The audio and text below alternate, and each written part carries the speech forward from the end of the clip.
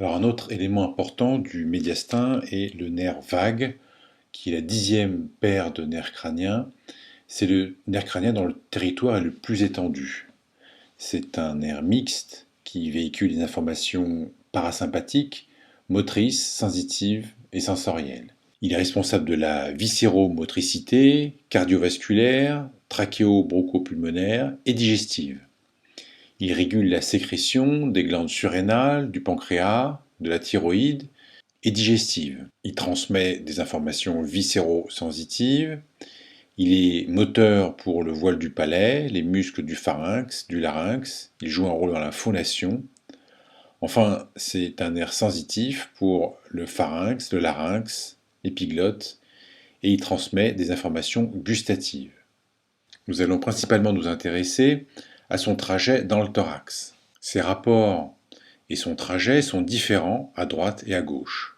Si l'on regarde le nerf vague gauche sur cette vue, on voit qu'il chemine sur la face latérale de l'artère carotide commune, gauche, puis il chemine entre l'artère sous-clavière gauche et le confluent jugulo-sous-clavier qui reçoit le conduit thoracique, passant médialement par rapport au nerf vague. Il continue son trajet le long de l'artère carotide commune, croise l'arc aortique et passe en arrière du pédicule pulmonaire.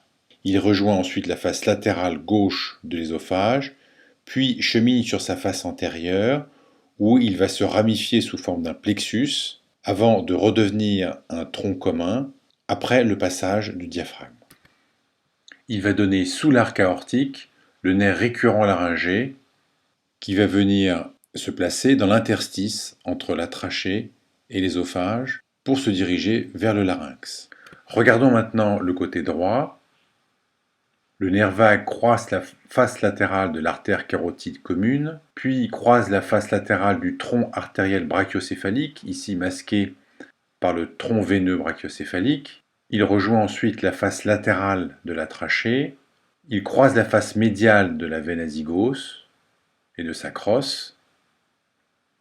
Et il gagne la face postérieure du pédicule pulmonaire, puis la face postérieure de l'ésophage. De la même manière que le nerf vague gauche, il va se ramifier à ce niveau avant de redevenir un tronc nerveux lorsqu'il passe le diaphragme. Au cours de leur trajet, les nerfs vagues se dissocient en plusieurs rameaux qui vont former des plexus pulmonaires et ésophagiens. Les branches thoraciques des nerfs vagues sont les nerfs laryngés récurrents, les nerfs cardiaques inférieurs, pulmonaires et ésophagiens. On rappelle que du côté droit, le nerf récurrent laryngé naît en avant de l'artère sous-clavière droite, passe en dessous de cette artère, puis va se joindre à l'espace entre l'ésophage et la trachée. Il gagne ensuite le larynx. Il y a donc une asymétrie de naissance des nerfs récurrents laryngés.